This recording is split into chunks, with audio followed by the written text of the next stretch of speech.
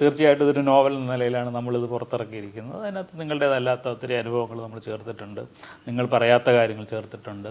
പൂർണ്ണ നഗ്നൻ എന്നോ അല്ലെങ്കിൽ മറ്റെന്തെങ്കിലും രീതിയിലല്ലല്ലോ തിരക്കഥ എഴുതുന്നത്. ഈയൊക്കെ ഒരു സ്വാതന്ത്ര്യത്തിലേക്കുള്ള ഒരു കുതിപ്പാണ്. ഈ ഡെസേർട്ട് ക്രോസിംഗ് ആണ് ഞാൻ എക്സൈറ്റ്മെൻറ്റ് ഉണ്ടാക്കാൻ പോകുന്നതെന്ന് ബെന്യാമിൻ പറയുന്നത് കള്ളമാണ്. അദ്ദേഹത്തിൻ്റെ കടയിൽ ചെന്നിരുന്നു എന്ന് പറഞ്ഞു. ഞാൻ സൗദി എന്ന് പറയുന്ന രാജ്യത്തേ പോയിട്ടില്ല, പിന്നെ അങ്ങനെയാണ് ഞാൻ അദ്ദേഹത്തിൻ്റെ കടയിൽ.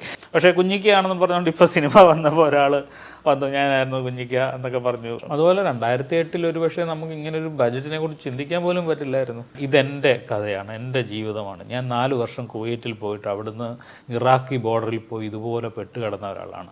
ഈ പറഞ്ഞ ക്വസ്റ്റ്യൻ എനിക്ക് വളരെ സന്തോഷം തോന്നി. നജീബ് എന്ന കഥാപാത്രത്തിൻ്റെ ഒരു ഡേ ടു ഡേ ലൈഫ്, അല്ലെങ്കിൽ അദ്ദേഹം അവിടെ അനുഭവിക്കുന്ന കാര്യങ്ങൾ, ഇപ്പം പൃഥ്വിരാജ് തന്നെ രാജുവേട്ടൻ ഇൻ്റർവ്യൂ പറയണ്ടായി, 3 ആഴ്ച 3 മാസം 3 വർഷം എന്നാണ് ഒരു കറക്റ്റ് ഒരു കാലയളവ് നിങ്ങൾ തമ്മിൽ ആ തിരക്കഥയിൽ ഒരു എന്താണ് കുറച്ചുകൂടെ ക്ലാരിറ്റി വരാൻ വേണ്ടി കാണിച്ചിരിക്കുന്നത്. അപ്പം ശരിക്കും സിനിമയിലേക്ക് വന്ന് നോക്കി കഴിയുമ്പോൾ ഫസ്റ്റ് ഹാഫും സെക്കൻഡ് ഹാഫിൻ്റെ കുറച്ച് പോർഷൻസും ഒഴികെ ബാക്കി നമ്മൾ സർവൈവർ ത്രില്ലർ എന്നുള്ളൊരു ഗണത്തിൽ പെടുന്ന രീതിയിൽ അവരുടെ ഒരു യാത്രയാണ് കൂടുതലും ഫോക്കസ് ചെയ്തിരിക്കുന്നത്. ബാക്കി നജീബ് അവിടെ അനുഭവിച്ചതിനേക്കാൾ കൂടുതൽ സാറ് തിരക്കഥയിൽ ഫോക്കസ് ചെയ്തേക്കുന്ന അവരുടെ ഒരു യാത്രയാണ്. നമ്മളെ കൂടുതൽ ടെൻഷൻ അടിപ്പിക്കുകയും അല്ലെങ്കിൽ നമുക്ക് മാനസികമായിട്ട് നമുക്ക് സമ്മർദ്ദം തരുന്ന ആ ഒരു ജേണിയാണ്. അതൊരു വാണിജ്യപരമായ ഒരു സിനിമയിലേക്ക് വരുമ്പോൾ ബോധപൂർവമായൊരു തീരുമാനം വരുന്നത്.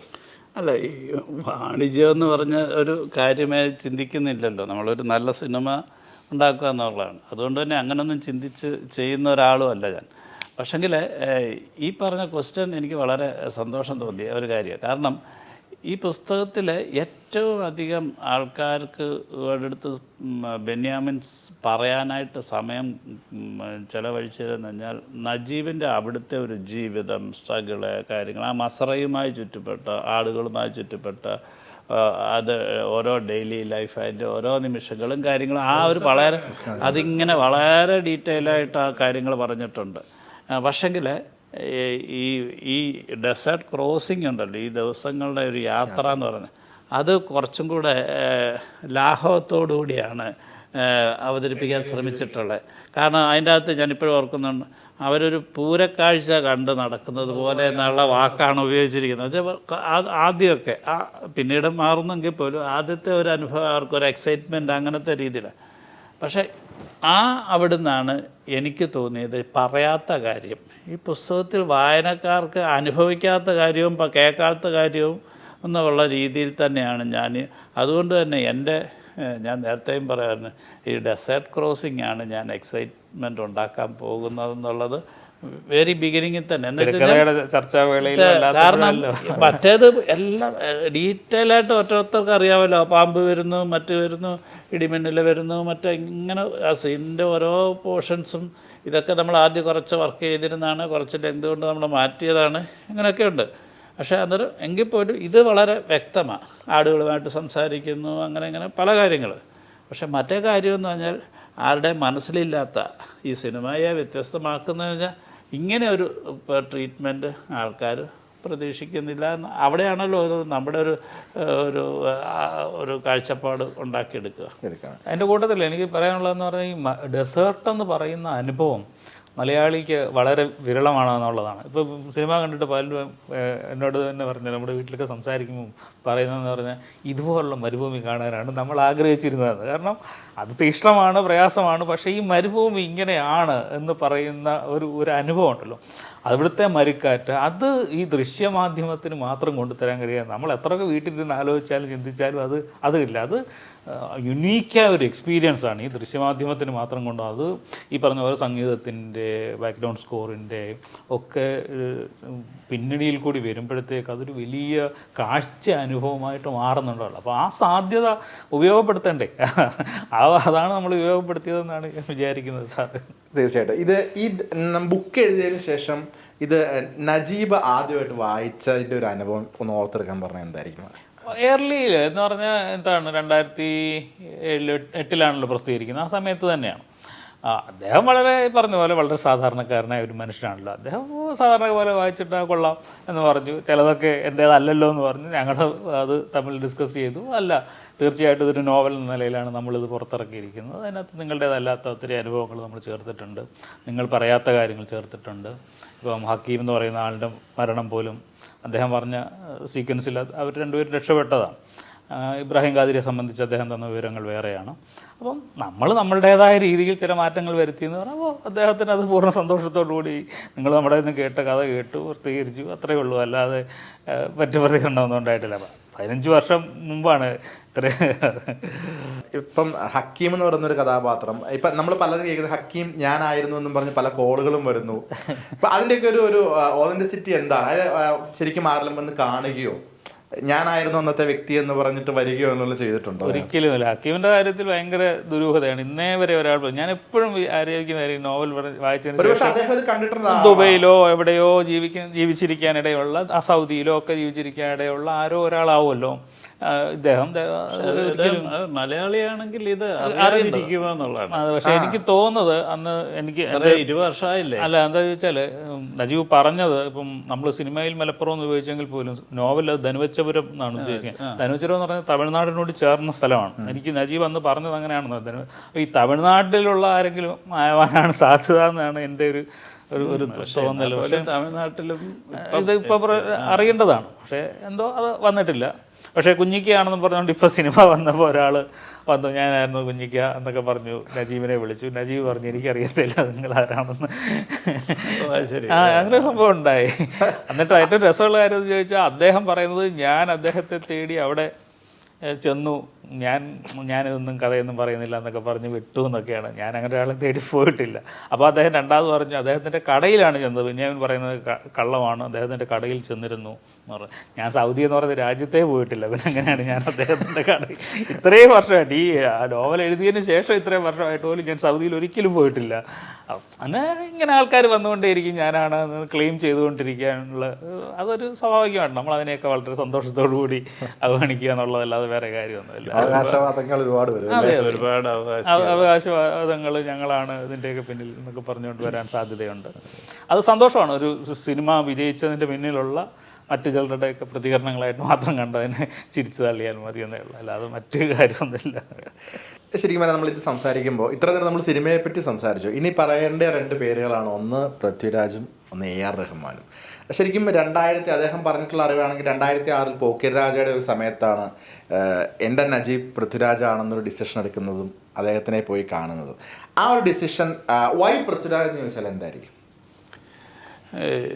ഇപ്പം നമുക്ക് ഭയങ്കര സന്തോഷം തോന്നുന്ന ഒരു കാര്യമെന്ന് പറഞ്ഞാൽ, പൃഥ്വിരാജ് എന്നൊരു നടനെ ഞാൻ സെലക്ട് ചെയ്യുന്ന സമയത്ത് ഒരുപാട് ആൾക്കാർ എൻ്റെ അടുത്ത് ചോദിച്ചിട്ടുണ്ട്. എനിക്കത് ബെന്യാമിൻ്റെ വീട്ടിൽ വെച്ച് തന്നെ നടന്നൊരു ഫംഗ്ഷന് ഒരുപാട് പേര് വെച്ചു. എന്ന് വെച്ച് കഴിഞ്ഞാൽ ആ കാലത്ത് രാജു ചെയ്തുകൊണ്ടിരുന്ന ഒരു സിനിമയുടെ ഒരു രീതി, പിന്നെ വളരെ സുമുഖനായ ഒരു മനുഷ്യൻ, പിന്നെ വളരെ തൻ്റേടിയായ, അല്ലെങ്കിൽ അല്ലേ അങ്ങനെയൊക്കെ അല്ലേ പറയുന്നത്, ഒരു വളരെ കോൺഫിഡൻസ് ഉള്ളൊരു മനുഷ്യൻ. ഇതൊക്കെ പറഞ്ഞുകൊണ്ടാണ് അദ്ദേഹത്തിനെ എല്ലാവരും വിലയിരുത്തി മാറ്റി വെച്ചിരുന്നത്. അപ്പം ഞാൻ അദ്ദേഹത്തെ കണ്ട 2 കാര്യങ്ങൾ. ഒന്ന്, അദ്ദേഹത്തിന് എൻ്റെ ഒരു ഡെഡിക്കേഷൻ എന്ന് പറയുന്ന ഒരു കാര്യത്തിനോടുള്ള ഒരു വലിയൊരു ഡെഡിക്കേഷനുണ്ട്.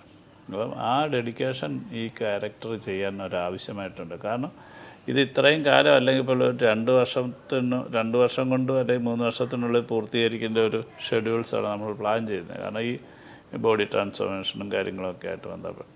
അപ്പോൾ അതിനു വേണ്ടിയുള്ള ഒരു തയ്യാറെടുപ്പിനുള്ള ഒരിത്. പിന്നെ ഈ ഒരു മണൽ വാരുന്ന തൊഴിലാളി എന്ന് പറയുമ്പം അതിൻ്റേതായിട്ടുള്ള ഒരു ശരീരവും മറ്റു കാര്യങ്ങളൊക്കെ ഉണ്ടെങ്കിൽ മാത്രമാണ് ഈ പറയുന്ന ഈ മെലിഞ്ഞ അവസ്ഥയിൽ ഡിറ്ററേറ്റ് ചെയ്യുന്നതിൻ്റെ ഒരു ഫീല് നമുക്ക് കൊണ്ടുവരാൻ പറ്റത്തുള്ളൂ. പിന്നെ മൂന്നാമത്തെ ഒരു കാര്യം എന്ന് പറഞ്ഞാൽ, ഞങ്ങൾ ഇത് ഷൂട്ട് ചെയ്യുന്ന സമയത്ത് ഞങ്ങൾക്കൊരു റെഫറൻസ് ഇല്ല. ശരിയാണ്, നജീബുണ്ട്. പക്ഷെ നജീബും ബെന്യാമിനും കൂടെ ഒരു പ്രാവശ്യം നമ്മൾ വീട്ടിൽ വന്ന് സംസാരിക്കുമ്പോൾ അദ്ദേഹം പറഞ്ഞു ഞാൻ എപ്പോഴും കരയും മാത്രമായിരുന്നു. അപ്പം നജീബിൽ നിന്ന് എനിക്ക് എന്തെങ്കിലും പുതുതായിട്ട് ഈ പുസ്തകത്തിൽ പറഞ്ഞതല്ലാതെ എനിക്ക് പുതുതായിട്ട് കിട്ടുന്നില്ല. അപ്പോൾ തന്നെ നമ്മൾ തീരുമാനിച്ചു നമുക്ക് നമ്മുടേതായിട്ടുള്ള ഒരു രീതിയിൽ ഇതിനെ കൊണ്ടുപോകുന്നതായിരിക്കും നല്ലതെന്നുള്ളത്. അപ്പോൾ അതുകൊണ്ട് തന്നെ ഇതൊരു കാര്യങ്ങളെക്കുറിച്ച് ഡെസേർട്ടിൻ്റെ ഒരു സീനിനെ പറയുമ്പോൾ ഇത് ഞാൻ എത്ര പറഞ്ഞെന്ന് പറഞ്ഞാലും അത് കൺസീവ് ചെയ്യുന്നൊരു നടനിലൂടെയാണ്. എന്ന് വെച്ചാൽ ചില ഡയലോഗുകൾ ഇതാണ് ഡയലോഗ് എഴുതി വച്ചിരിക്കുന്നത്. പക്ഷേ ഈ കാലങ്ങൾ കഴിയുന്തോറും ഇങ്ങേർക്ക് ഇതൊന്നും പറയാൻ പറ്റാത്ത അവസ്ഥയാകും. എല്ലാ വാക്കുകളും ഉപയോഗിക്കാതെ അപ്പോൾ അത്രയധികം തീവ്രമായി ഉള്ളിൽ ഇതിനെ തറയുന്നൊരവസ്ഥയിലാണ് ഇത് മുറിഞ്ഞു പോകുന്നത്. എനിക്കതൊരു കുഴപ്പമായിരുന്നില്ല, എനിക്കത് നല്ലതായിട്ട് തോന്നുന്നു, മനസ്സിലായി. അപ്പം ഇങ്ങനെ ഒരു കൊടുക്കുവാനും വാങ്ങുവാനും കഴിയുന്ന ഒരു കരുത്തിൻ്റെ ഒരു ഇൻ്റലിജൻ്റായിട്ടുള്ളൊരു ആർട്ടിസ്റ്റിന് മാത്രമേ കഴിയത്തുള്ളൂ. അതും രാജുവിന് ഏറെ ഉണ്ട്.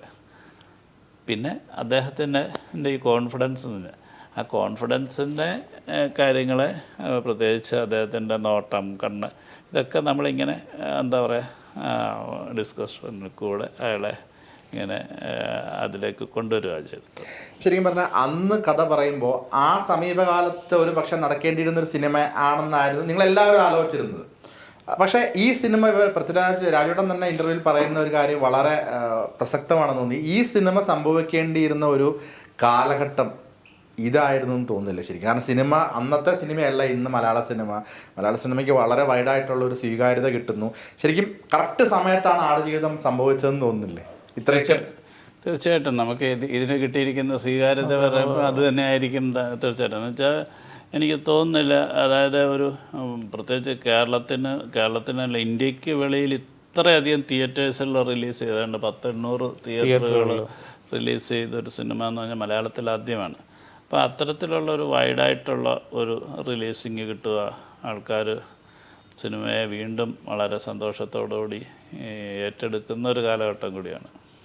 ഒരു കാലത്ത് തിയേറ്ററുകളിൽ ആളില്ലാതിരുന്ന ഒരു സമയത്താണ് നമ്മളിത് റിലീസ് ചെയ്യുന്നതെങ്കിൽ നമ്മൾ തന്നെ പുള്ളി ചെയ്ത ആൾക്കാരെ കൊണ്ടുവന്ന് തിയേറ്ററിൽ പുള്ളെന്ന് പറഞ്ഞാൽ ഇത് കേട്ട് വന്ന്. പക്ഷേ ഇപ്പം തിയേറ്റർ എന്ന് പറഞ്ഞാൽ ഈ ആടുജീവിതത്തിൻ്റെ ഒരു ഭാഗ്യം എന്ന് വേണമെങ്കിൽ പറയാവുന്നതാണ്. തിയേറ്ററിൽ ആൾക്കാർ വന്നുകൊണ്ടേയിരിക്കുന്നു. മലയാള സിനിമയോട് പുറം ദേശത്തുള്ളവർക്ക് വലിയ വിശ്വാസത തോന്നിയിരിക്കുന്നു, അന്യഭാഷക്കാർക്ക് വലിയ വിശ്വാസം തോന്നിയിരിക്കുന്നു, മലയാള സിനിമ ശക്തമാണെന്നൊരു തോന്നലുണ്ടാക്കുന്നു. അവിടെ വെച്ച് ഈ സിനിമ സംഭവിക്കുക എന്ന് പറയുന്നത് അതിൻ്റെ ഒരു നിയോഗം അങ്ങനെയായിരുന്നു. മലയാളത്തിൻ്റെ പൊതുവിൽ പറയുകയാണെങ്കിൽ നമുക്ക് ഈ കഴിഞ്ഞ കുറച്ച് നാളുകളായിട്ട് പ്രത്യേകിച്ച് ഈ വർഷത്തിൽ ഇറങ്ങിയിട്ടുള്ള ഈ മഞ്ഞുമൽ ബോയ്സ് ആണെങ്കിലും ഭ്രമയുഗമാണെങ്കിലും പ്രേമലു ആണെങ്കിലും ഒക്കെ പുറത്ത് ഒരു പാൻ ഇന്ത്യൻ കളറ് നമുക്ക് കൊണ്ടുവരാൻ പറ്റിയിട്ടുണ്ട്. അപ്പം അതൊക്കെ തീർച്ചയായിട്ടും മലയാള സിനിമയെ സംബന്ധിച്ചിടത്തോളം ഒരു വലിയൊരു തുടക്കമാണ് ഈ വർഷം. അതുപോലെ 2008 ഒരു പക്ഷേ നമുക്ക് ഇങ്ങനെ ഒരു ബജറ്റിനെ കുറിച്ച് ചിന്തിക്കാൻ പോലും പറ്റില്ലായിരുന്നു.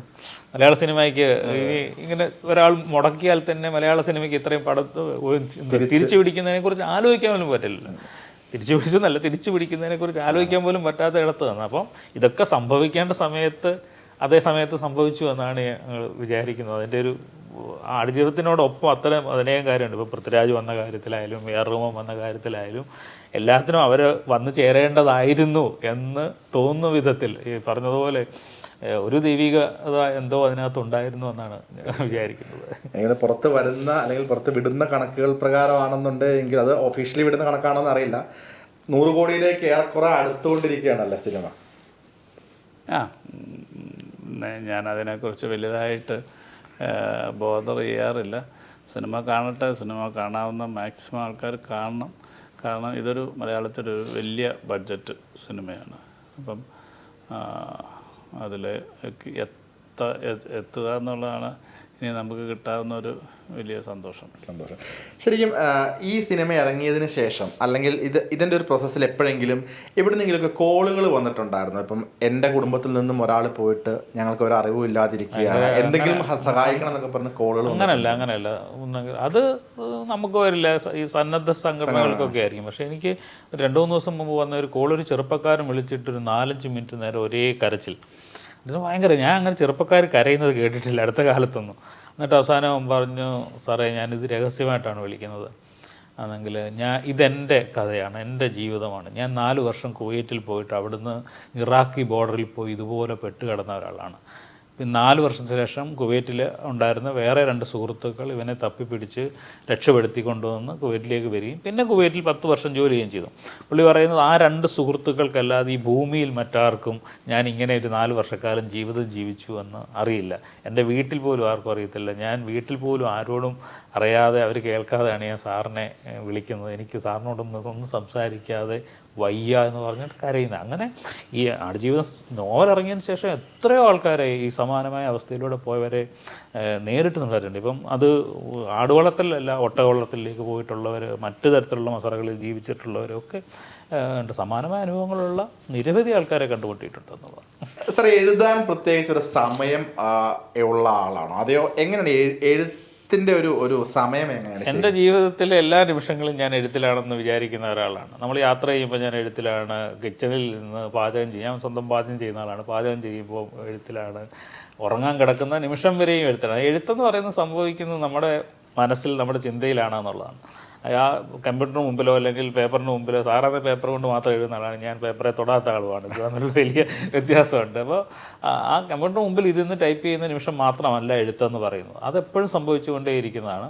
ഇനി അത് തന്നെയാണെങ്കിൽ തന്നെ ഞാൻ രാവിലെ ഉണർന്ന് കട്ടൻ കാപ്പി കുടിച്ച് ആ നിമിഷം ഞാൻ എൻ്റെ ലാപ്ടോപ്പ് തുറന്നു നോക്കും. അപ്പോൾ മുതൽ ഞാൻ ചിലപ്പം അടുക്കളയിൽ പോയി എന്തെങ്കിലും ഒന്ന് കണ്ട് വന്നിട്ട് 2 വരി എഴുതും, ഒരു ആലോചന ഉണ്ടാവും. അല്ലെങ്കിൽ ടോയ്ലറ്റിൽ പോയി ഒന്ന് കുളിച്ച് ഫ്രഷായി വരുമ്പോൾ കുളിക്കുന്ന സമയത്ത് നമുക്ക് എന്തൊരു ആശയം കിട്ടും. അങ്ങനെ അതുകൊണ്ടാണ് ഒരുപക്ഷെ എല്ലാവരും ചോദിക്കുന്നത് എങ്ങനെയാണ് ഈ 20-25 വർഷം കൊണ്ട് 30ഓളം പുസ്തകങ്ങൾ എഴുതിയെന്ന് ചോദിച്ചാൽ, ഞാൻ നിരന്തരം എഴുത്തിൽ തന്നെയാണ് എന്നുള്ളതാണ്. എൻ്റെ ഏറ്റവും വലിയ ആഹ്ലാദം എഴുത്താണ്. എൻ്റെ എല്ലാ ജീവിതത്തിൻ്റെ എല്ലാ നിമിഷങ്ങളും എഴുത്ത് തന്നെയാണ്. അതിനുവേണ്ടി ഞാൻ അത്രയും സമയം ചെലവഴിക്കുന്നുണ്ടെന്നാണ്. അത് രാവിലെ ഉണർന്ന നിമിഷം മുതൽ ഉറങ്ങാൻ പോകുന്ന നിമിഷം വരെ മറ്റൊരു പണിയും ഇല്ലെങ്കിൽ, ചിലപ്പോൾ നമ്മൾ യാത്ര പോകുന്നുണ്ടാവും, അതൊക്കെ വേറെ കാര്യം, ഒന്നുമില്ലെങ്കിൽ ഞാൻ എഴുതിക്കൊണ്ടേ ഇരിക്കുകയായിരിക്കും. ചിലപ്പം ഒരു പാരഗ്രാഫായിരിക്കും ഒരു ദിവസം എഴുതുന്നത്, അല്ലെങ്കിൽ ഒരു പേജായിരിക്കും എഴുതുന്നത്, അല്ലെങ്കിൽ എഴുതിയ സാധനം തന്നെ തിരുത്തി എഴുതുകയായിരിക്കും. പക്ഷെ എന്തെങ്കിലും ഒന്ന് ചെയ്തുകൊണ്ടേ ഇരിക്കും.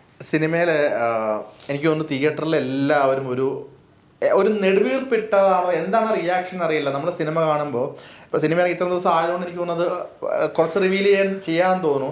ഇപ്പോൾ രാജുവേട്ടൻ്റെ ഒരു ബോഡിയുടെ ഒരു ശരീരം കാണിക്കുന്ന സീനുണ്ട്. അതായത് അദ്ദേഹം ആ ഒരു ഇത്രയും നാളുള്ള ആ ഒരു ഒരു ടെൻഷനിൽ നിന്നും മാറുന്ന രീതിയിൽ ആ ഡ്രസ്സ് അഴിക്കുന്നൊരു ഷോട്ടുണ്ട്. അപ്പം ആ ഷോട്ട് പൂർണ്ണ നഗ്നനായിട്ടാണ് അദ്ദേഹം പിന്തിരിഞ്ഞ് നടന്നു പോകുന്നത്. അപ്പം അദ്ദേഹത്തിൻ്റെ ഒരു ബോഡി കണ്ടിട്ട് പ്രേക്ഷകരെല്ലാവരും ഒരുമിച്ച് നെടുവീർപ്പിടും. എന്തായിരുന്നു ആ തിയേറ്ററിൽ വന്ന ആ ഒരു ശബ്ദം എന്ന് എനിക്കറിയില്ല. വല്ലാണ്ട് ആളുകൾക്ക് ഹോണ്ട് ചെയ്ത ഒരു ഷോട്ടായിരുന്നു അത്. അപ്പോൾ ഇങ്ങനൊരു ഷോട്ട് തിരക്കഥയിൽ ആദ്യം തൊട്ട് തന്നെ ഉണ്ടായിരുന്നതാണോ, ആദ്യ രൂപം തൊട്ട് ഉണ്ടായിരുന്നതാണോ? ഇത് പറഞ്ഞപ്പോൾ പൃഥ്വിരാജ് പൂർണ്ണ നഗ്നനായിട്ടാണ് അദ്ദേഹത്തിനെ കാണിക്കുന്നത്. അപ്പോൾ അതിൻ്റെ പ്രത്യേകിച്ച് യാതൊരു വൾഗാരിറ്റി ഒന്നും ഫീൽ ചെയ്ത് നമുക്ക് എല്ലാവർക്കും വല്ലാതൊരു ഒരു വീർപ്പൂട്ടലായിരുന്നു ആ ഷോട്ട് കണ്ടപ്പോൾ. ശരിക്കും പറഞ്ഞു കഴിഞ്ഞാൽ അദ്ദേഹം ആ ഷോട്ടും അദ്ദേഹത്തിൻ്റെ ഒരു ശരീരം കണ്ടപ്പോൾ ഇത് ആദ്യം തൊട്ട് തന്നെ ഉണ്ടായിരുന്നതാണ്. അദ്ദേഹത്തിൻ്റെ ഒരു മറുപടി എന്തായിരുന്നു ഇങ്ങനെ ഒരു സംഭവം വേണമെന്ന് പറഞ്ഞപ്പോൾ? ഇത് ആദ്യം തന്നെ ഇതിപ്പം നമ്മളിപ്പം പൂർണ്ണ നഗ്നൻ എന്നോ അല്ലെങ്കിൽ മറ്റെന്തെങ്കിലും രീതിയിലല്ലല്ലോ തിരക്കഥ എഴുതുന്നത്. ഇയാൾക്ക് ഒരു സ്വാതന്ത്ര്യത്തിലേക്കുള്ള ഇയാളുടെ ഒരു കുതിപ്പാണ് അല്ലേ. എന്ന് വെച്ച് കഴിഞ്ഞാൽ അയക്ക് രക്ഷപ്പെടാനായിട്ടുള്ള അപ്പം നമ്മൾ സംഭവിക്കുന്ന ഒരു വലിയൊരു വൈകാരികമായ മാറ്റമുണ്ടല്ലോ. ആ ഒരു മാറ്റത്തിനെ സൂചിപ്പിക്കുന്ന തരത്തിലാണ് ആ സീൻ വളരുന്നത്. അപ്പം ഞാൻ നേരത്തെ പറഞ്ഞല്ലോ, ഒരു ആക്ടറിനെ സംബന്ധിച്ചിടത്തോളം ഇതൊക്കെ വളരെ ചലഞ്ചിങ് ആയിട്ടുള്ള കാര്യങ്ങളാണല്ലോ. അപ്പം അത് അവർക്ക് കൊടുക്കുമ്പോൾ അവർ വളരെ കാര്യമായിട്ടല്ല അതിനെ സ്വീകരിക്കുക എന്ന് പറയുന്നത്. അത് സ്വീകരിക്കുമ്പോഴാണ് അത് പൂർണ്ണമാകുന്നത്. ആ ഒരു ഇത് കണ്ടപ്പോൾ എന്ത് തോന്നി ശരിക്കും പറഞ്ഞാൽ? ഒരു നടൻ്റെ ഡെഡിക്കേഷൻ എന്തുമാത്രമാണ്, ഈ പടത്തോടുള്ള സമർപ്പണം എത്ര വലുതാണ് എന്ന് ആലോചിക്കുന്ന ഒരു നിമിഷമാണ്. അതായിരിക്കും ആ തിയേറ്ററിൽ ഉയർന്ന നെടുവീർപ്പ് എന്ന് പറയുന്നത്. അത് കഥാപാത്രത്തെ ഓർത്തുള്ള നെടുവീർപ്പും പൃഥ്വിരാജ് എന്ന് പറയുന്ന നടനെ ഓർത്തുള്ള നെടുവീർപ്പും രണ്ടും കൂടെ ഒരേ സമയമാണ്. ഒരിക്കലും അല്ലെങ്കിൽ ഈ പൃഥ്വിരാജ് മെലിഞ്ഞു, അത് ചെയ്തു ഇത് ചെയ്തു എന്നൊക്കെ പറയുമ്പോഴൊന്നും ജനങ്ങൾ അത്രയൊന്നും വിശ്വസിച്ചിട്ടൊന്നും ഉണ്ടായിരുന്നില്ല. കുറച്ചൊക്കെ മെലിഞ്ഞിട്ടുണ്ടാവും, ഇത്തിരി തടി കുറച്ചിട്ടുണ്ടാവും എന്നൊക്കെ ആയിരിക്കും വിചാരിച്ചത്. പക്ഷേ ആ സീൻ കാണുമ്പോഴാണ് ഈ മനുഷ്യൻ എങ്ങനെ മെലിഞ്ഞിട്ടുണ്ട് എന്ന് പറയുന്നത്. അത് ആ സിനിമയുടെ ഒരു വലിയ ആത്മാവ്, അതിൻ്റെ ഒരു സത്തയല്ലേ ആ സിനിമയുടെ എന്ന് പറയുന്നത്. കാരണം അതുവരെയുള്ള അനുഭവത്തിൽ നിന്ന്, താൻ അനുഭവിച്ച ആ ഏകാന്തതയിൽ നിന്നും, താൻ അനുഭവിച്ച പീഡനത്തിൽ നിന്നും ഒക്കെ മോചനം പ്രാപിക്കുന്ന ആ അന്നേരത്തെ വസ്ത്രങ്ങൾ അഴിച്ചു കഴിഞ്ഞ് അയാൾ പുതിയൊരു ജീവിതത്തിലേക്ക് പ്രവേശിക്കുകയാണ്. അതൊരു ഭയങ്കര സീൻ കൂടിയാണ്. അതെല്ലാം കൂടെ ചേരുമ്പോഴാണ് ദീർഘകാലമേ വെള്ളം ഉപയോഗിക്കാത്ത ആളിൻ്റെ വെള്ളം ഉപയോഗിക്കൽ, ഇതെല്ലാം കൂടെ ചേരുമ്പോൾ അതിനകത്ത് ഏറ്റവും തീക്ഷ്ണമായ സീനുകളിലൊന്നായിട്ടാണ് എനിക്ക് തോന്നിയിട്ടുള്ളത്. ഞാൻ തന്നെ അത്ഭുതപ്പെട്ടു. ഞാൻ ആ സീൻ ഷൂട്ട് ചെയ്യുമ്പോൾ അവിടെ ഉണ്ടായിരുന്നില്ല.